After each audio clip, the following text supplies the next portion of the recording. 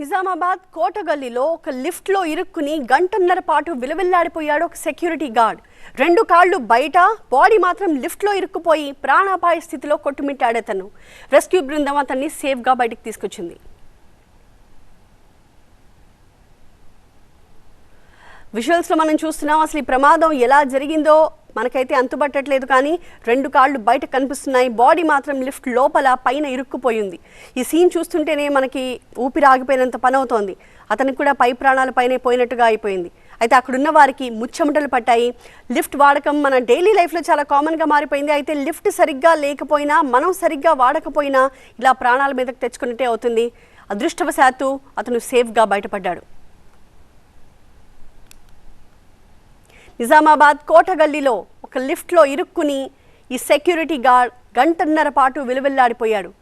ఎలాంటి దారుణమైన పరిస్థితి అంటే కాళ్ళు కిందకి వేళ్లాడుతూ కనిపిస్తూ ఉన్నాయి. అతని బాడీ మాత్రం లిఫ్ట్లో ఇరుక్కుపోయింది.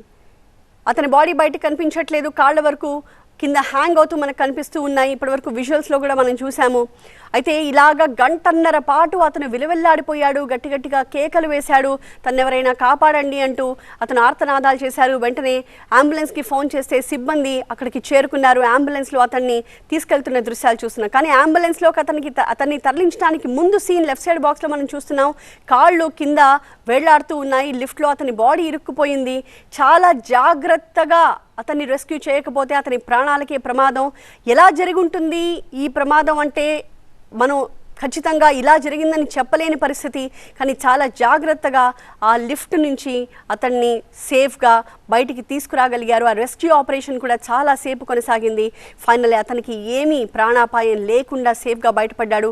కానీ అతని వేళ్ళు కూడా, హ్యాండ్ ఫింగర్స్ కూడా మనం చూస్తే చాలా వంగిపోయి వంకరైపోయి కనిపిస్తున్నాయి. ఎందుకంటే అతని చెయ్యి కూడా లిఫ్ట్లో మధ్యలో ఇరుక్కుపోయింది కాబట్టి లెఫ్ట్ హ్యాండ్ ఫింగర్స్ అన్నీ కూడా పూర్తిగా వంగిపోయిన పరిస్థితి కనిపిస్తోంది. అతను బయటికి వచ్చినప్పటికీ మొత్తానికి బ్రతుకు జీవుడా అంటూ బయటపడ్డాడు. కానీ అతను పూర్తిగా అన్కాన్షియస్ అయిపోతున్న పరిస్థితి. ఎందుకంటే అలాగా ఇరుక్కుపోయి దాదాపు ఒక 2 గంటల పాటు అతను అలాగే ఇరుక్కుపోయి ప్రాణాలతో కొట్టుమిట్టాడాడు. ఫైనల్గా అంబులెన్స్లో అతన్ని హాస్పిటల్కి తరలించారు.